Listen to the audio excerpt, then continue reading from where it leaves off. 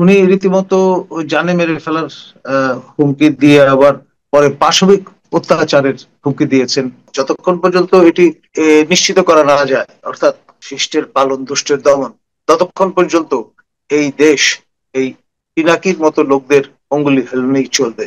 State within state অ্যাক্টররা হয়তো involve, আপনার আন্তর্জাতিক যে শক্তি নিচয় ডিপ স্টেট, তাদের একটা ইনভলভমেন্ট ডেফিনেটলি আছে। আমন্ত্রণ জানাচ্ছি মানচিত্র নিয়মিত আয়োজন কথোপকথনে। দর্শক, একদিকে সরকারের পক্ষ থেকে দাবি করা হচ্ছে বা বলা হচ্ছে আরাকান আর্মির সঙ্গে সরকারের সম্পর্ক উষ্ণতম পর্যায়ে নিয়ে বাংলাদেশে আশ্রিত রোহিঙ্গাদের মিয়ানমারে প্রত্যাবর্তনের চেষ্টা করা হবে বা হচ্ছে। আরেকদিকে আমরা শুনছি নানান মাধ্যমে বাংলাদেশে আশ্রিত সেই রোহিঙ্গাদের একটি বিশাল অংশ আরাকান আর্মির বিরুদ্ধে যুদ্ধের প্রস্তুতি নিচ্ছে আরসা এবং ওআরএস এর সঙ্গে যুক্ত হয়ে। সব কিছু মিলিয়ে বাংলাদেশ কোনো ভুল পথে এই মুহূর্তে রয়েছে কিনা, অথবা কতটা ঝুঁকির মধ্যে ক্রমান্বয়ে চারদিক থেকে জড়িয়ে পড়ছে, এই বিষয়ে আমরা কথা বলবো। এই বিষয়ে আলোচনার জন্য আমাদের সঙ্গে যুক্ত রয়েছেন রংপুর বেগম রোকেয়া বিশ্ববিদ্যালয়ের সাবেক উপাচার্য, জানিপপের প্রতিষ্ঠাতা chairman professor doctor Nazmul Hasan Kalimullah. Professor Kalimullah, আপনাকে স্বাগত জানাচ্ছি আমাদের অনুষ্ঠানে।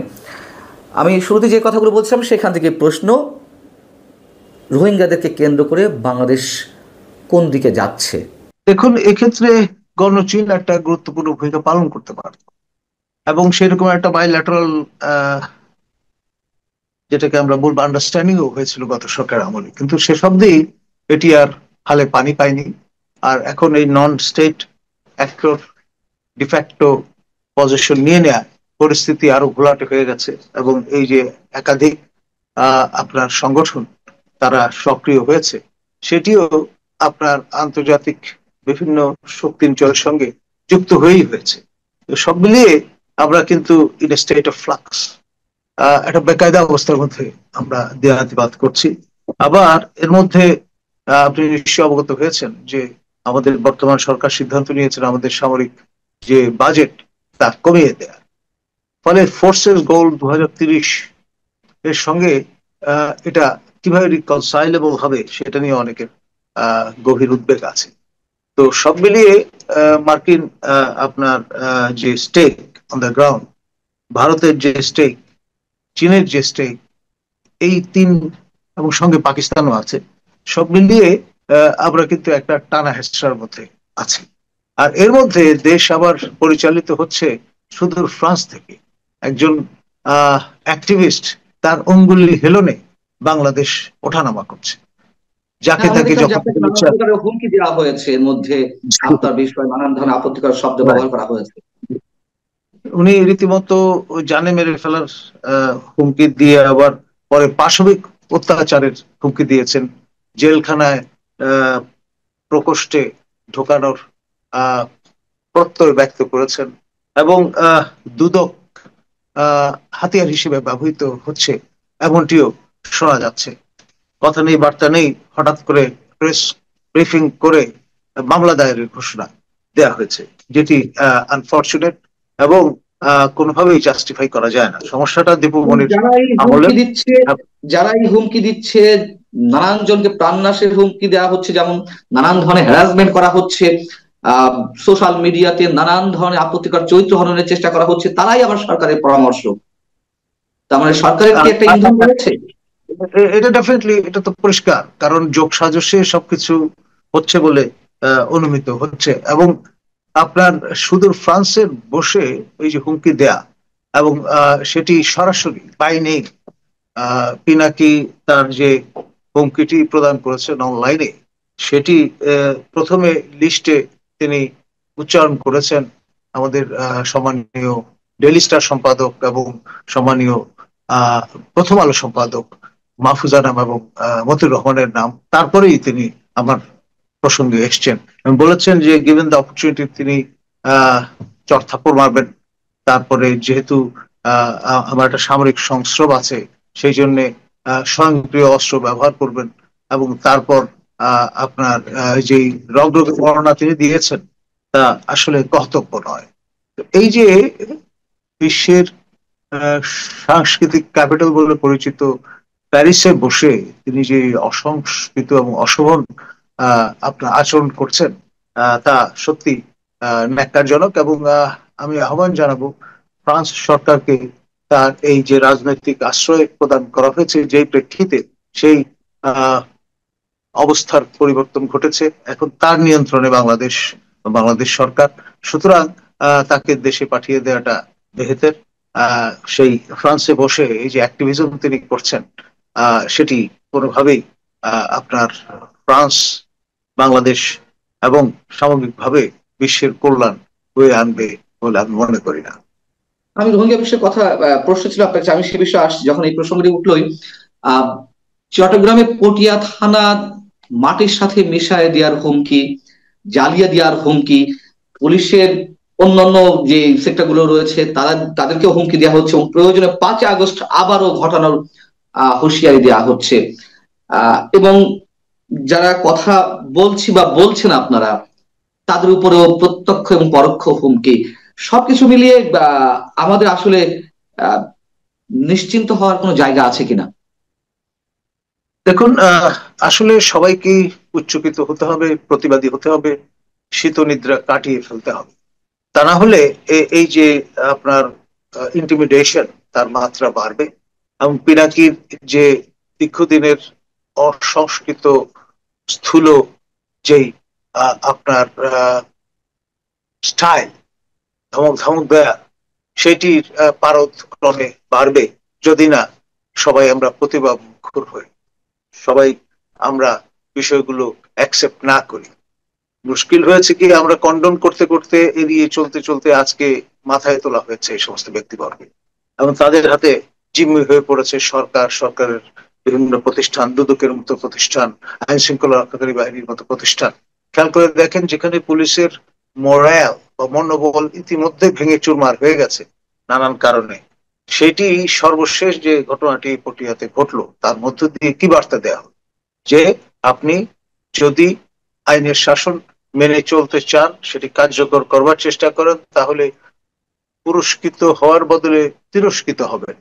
আপনার সম্মানহানি হবে, পেশাদারিত্বের সঙ্গে আপনি কাজ করতে পারবেন এই গ্যারান্টিটা কেউ আপনাকে দিচ্ছে না বা দেবে না, যতক্ষণ পর্যন্ত এটি নিশ্চিত করা না যায়, অর্থাৎ শিষ্টের পালন দুষ্টের দমন, ততক্ষণ পর্যন্ত এই দেশ এই পিনাকির মতো লোকদের অঙ্গুলি হেলনেই চলবে, এতে কোনো সন্দেহ নেই। কিন্তু মুখে যত কিন্তু লফটি কিন্তু কথাই আমরা বলি না কেন, যত জি, আপনার সুন্দরম এবং সত্যরমের কথা বলি না কেন, সেটা কিন্তু কার্যকর করা যাবে না। কিন্তু পিনাকি ভট্টাচার্যদের মতো মানুষদের অনুসারীও রয়েছে, এটা সত্য কথা। তাদের এতে কোনো ব্যাপক সন্দেহ ভক্তি নেই। রয়েছে। এই এই শ্রেণীর মানুষেরা কি বুঝতে পারছে না যে দেশকে আসলে কোথায় নিয়ে যাওয়া হচ্ছে, অথবা তারা কেন এতটা হিপনোটাইজড হয়ে আছে? দেখুন, পিনাকির মতো ব্যক্তিবর্গকে কেউ চ্যালেঞ্জ করেনি কখন। আমি অনেকটা স্বপ্রণোদিত হয়ে তার ভাষা ব্যবহার এবং তার এই যে ধমক দেওয়ার স্টাইল, সেটা নিয়ে প্রশ্ন তুলেছিলাম। সেই জন্যই তিনি প্রথমে আমাকে এবং তারেক, যে আম জনতা পার্টির তদন্তকারী নেতা, তাদের আমাদের দুজনকে উভয়কে টার্গেটেড ভাবে গালিগালাজ করেছেন, বিএনপির সঙ্গে ট্যাগ করবার চেষ্টা করেছেন। পরে তার দুইজন লেসপন্সার বা মুরিদকে আহ লেলিয়ে দিয়েছেন, এবং তাদের দিয়ে নানান রকমের বয়ান হাজির করার পরে যখন দেখা গেল যে আমি অ্যাকসেপ্ট করছি না, উল্টো রিবাফ প্রদান করছি, তখন নিজেই মুখ খুলে ফেললেন, এবং এমন ভঙ্গিতে যে রীতিমতো আপনার জানে মেরে ফেলবেন স্বয়ংক্রিয় অস্ত্র দিয়ে। এবং বাকিটা বলার মতো বিষয় নয়, এত নিম্ন মানের হুমকি তিনি প্রদান করেছেন, পাশবিক অত্যাচারের হুমকি তিনি প্রদান করেছেন, যা প্যারিসের মতো জায়গায় বসে দেয়াটা কোনোভাবেই জাস্টিফাই করা যায় না।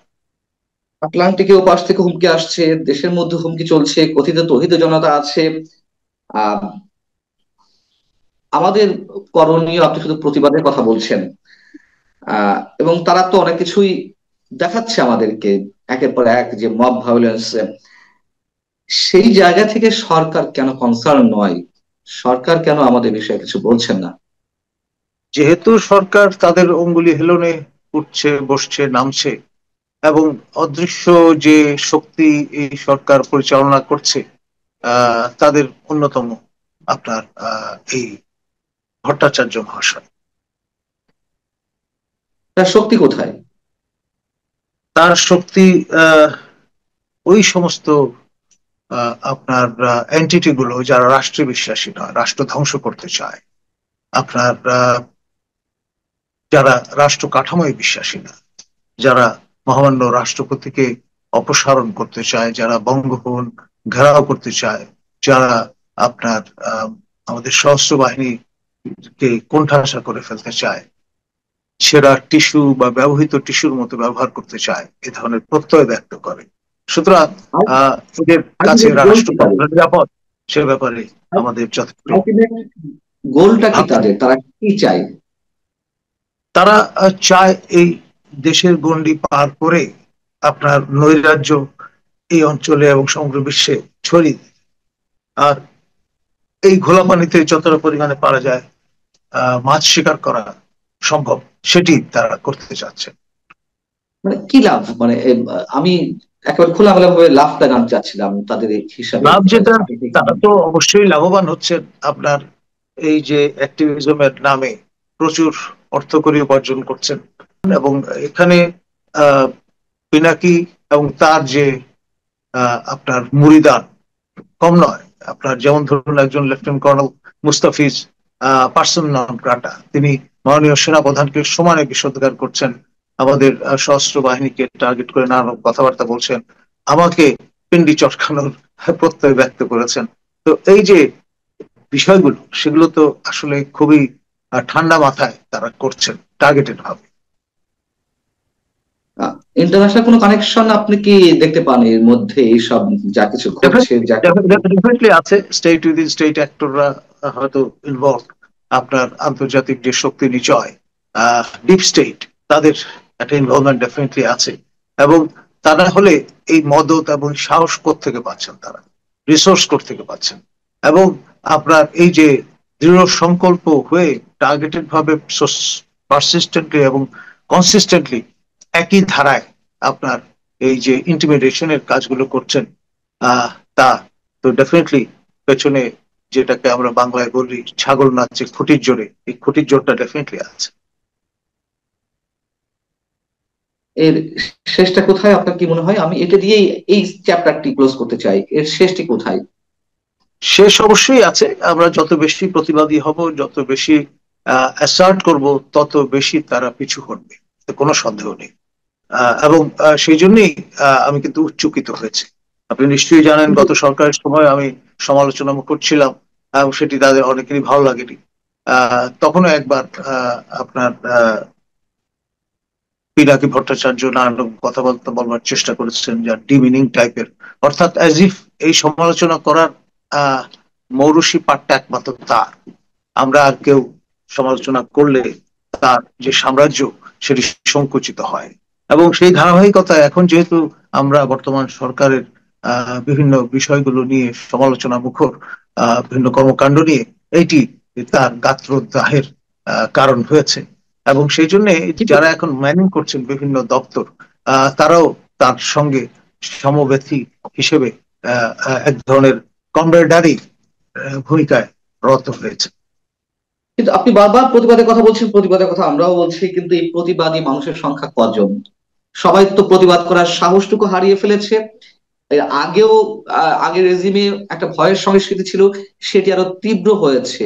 এবং যে যার মতো করে পিঠ বাঁচাতে চাইছে, ফিস ফিস করে কথা বলছে, উচ্চকিত হাতে গোনা কয়েকজন ছাড়া হচ্ছে না। আপনার কি মত? আপনি কি মনে করেন কজন কথা বলছে? আমি মনে করি যে একটা কনসেপ্ট বা টার্ম আছে, বলা হয় লোনলি ক্রুসেডার।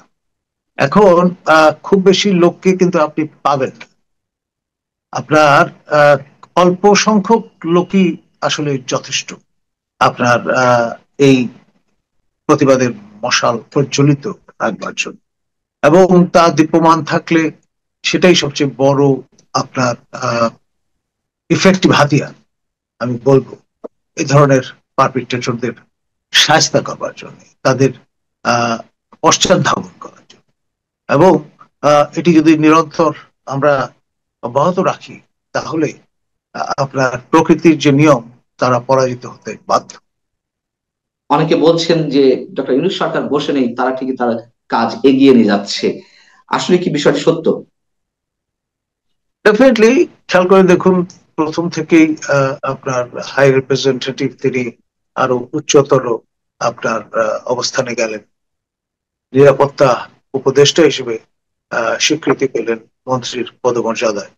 এবং তিনি এই যে করিডোর, সেটি নিয়ে যত রকমের আপনার ব্যাখ্যা বিশ্লেষণ সেটি হাজির করার চেষ্টা করেছেন। যখন দেখলেন এটা সেলেবল না, তখন তিনি চ্যানেল বিকল্প শব্দ ব্যবহার করা শুরু করলেন। এবং আপনার যেই প্রতিশ্রুতি এই রেজিমের পক্ষ থেকে পাওয়া গিয়েছিল, পরাশক্তির তারা দিয়েছিলেন, সেটি এখন পর্যন্ত ওই অর্থে পরিপূর্ণভাবে ফুলফিল করতে পারেননি। বেঁকে বসেছে আমাদের দেশপ্রেমিক সশস্ত্র বাহিনী, এবং সে কারণেই এই ডেসপারেশন। এই যে আরসা বা ওআরএস এর যারা অনুসারী, তারা যুদ্ধে যাওয়ার প্রস্তুতি নিচ্ছে আরাকান আর্মির বিরুদ্ধে, আবার কথিত করিডোর, সব মিলিয়ে বাংলাদেশের পরিস্থিতি এখন কোন জায়গায় দাঁড়িয়ে? দেখুন, খুবই নাজুক একটি অবস্থায় আমরা আছি। আপনার আমাদের পার্বত্য চট্টগ্রাম নিয়েও যথেষ্ট আশঙ্কার কারণ সৃষ্টি হয়েছে, যেটা অবধারিত জাতিরেই আমাদের আদালত হয়তো স্বীকৃতি প্রদান করবে পার্বত্য যে ক্ষুদ্র নৃগোষ্ঠীগুলো আছে তাদেরকে আদিবাসী হিসেবে। আর আদিবাসী হিসেবে স্বীকৃতি লাভের পরে যেটি অবশ্যম্ভাবী হয়ে দেখা দেবে, তারা হয়তো জাতিসংঘের দ্বারস্থ হবে এবং আপনার ইস্তেমো, যেটি বর্তমানে ডেমোক্রেটিক রিপাবলিক অফ তিমোর লেস্টে, তাদের মতো স্বাধীন সত্তা লাভের জন্য সচেষ্ট হবে। আপনি জানেন যে কেএনএফ ইতিমধ্যে বিভিন্ন দেশে তাদের রাষ্ট্রদূত নিয়োগের প্রক্রিয়া শুরু করেছে জাতিসংঘে, এবং বিভিন্ন ফোরামে তারা অ্যাসার্টিভ হয়েছে।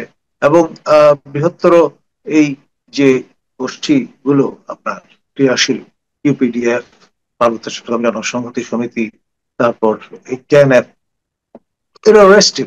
এবং পার্বত্য চট্টগ্রাম জনসংহতির পক্ষ থেকে অনেকদিন ধরেই বলা হচ্ছে যে যে চুক্তি বা পিস অ্যাকর্ড সাইন করা হয়েছিল, তার মধ্যে রিটেন এবং আনরিটেন ক্লজ আছে। আনরিটেন ক্লজ গুলো এখন পর্যন্ত খোলাসা করে জনসমক্ষে হাজির করা হয়নি।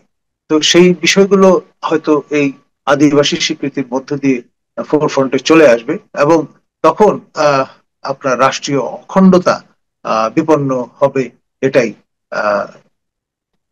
মোটামুটি প্রেডিক্ট করা যায়। এগুলো কি সরকারের স্টাডিতে নেই? আপনার কি মনে হয়? মানে সরকারের মধ্যে ডেফিনেটলি সরকারের মধ্যে সরকার আছে, নানান গোষ্ঠী এখানে ক্রিয়াশীল। আপনার ফ্রান্সের মতো দেশ থেকে যখন, বা আপনার আমেরিকা থেকে প্রাইভেট ইন্ডিভিজুয়ালরা যখন নানান ভাবে অঙ্গুলি হেলনের মাধ্যমে অন দ্য গ্রাউন্ড তাদের এক্সার্ট করেন, তাদের সোয়ে বিস্তৃত করে দেন, প্রভাব বলে বিস্তৃত করেন, তখন আর কিছু তো বুঝতে বাকি থাকে না। আপনার খেয়াল করে দেখেন, যে সমস্ত উপদেষ্টা তারা দীর্ঘদিন ধরে আপনার defender of democracy, defender of human rights বলে উচ্চকিত ছিলেন, এবং আপনার এই লোগাং ম্যাসাকার যেটি সংগঠিত হয়েছিল পার্বত্য অঞ্চলে, সেই সময় থেকে আপনার সোচ্চার ছিলেন আদিবাসী স্বীকৃতি প্রদানের জন্য, তারা এখন ক্ষমতায়। ফলে তাদের পক্ষে আপনার এটাকে অ্যাক্সেলারেট করাটা সহজ হয়েছে। আপনি যখনই এই স্বীকৃতিটি অর্জন করা সম্ভবপর হবে, পুরো বল গেমটাই কিন্তু পাল্টে যাবে, জাস্ট ম্যাটার অফ টাইম। অনেক ধন্যবাদ প্রফেসর কলিমুল্লাহ, আপনাকে আমাদের সঙ্গে যুক্ত থাকার জন্য। দর্শক, শেষ করছি, ভালো থাকুন, আল্লাহ হাফেজ।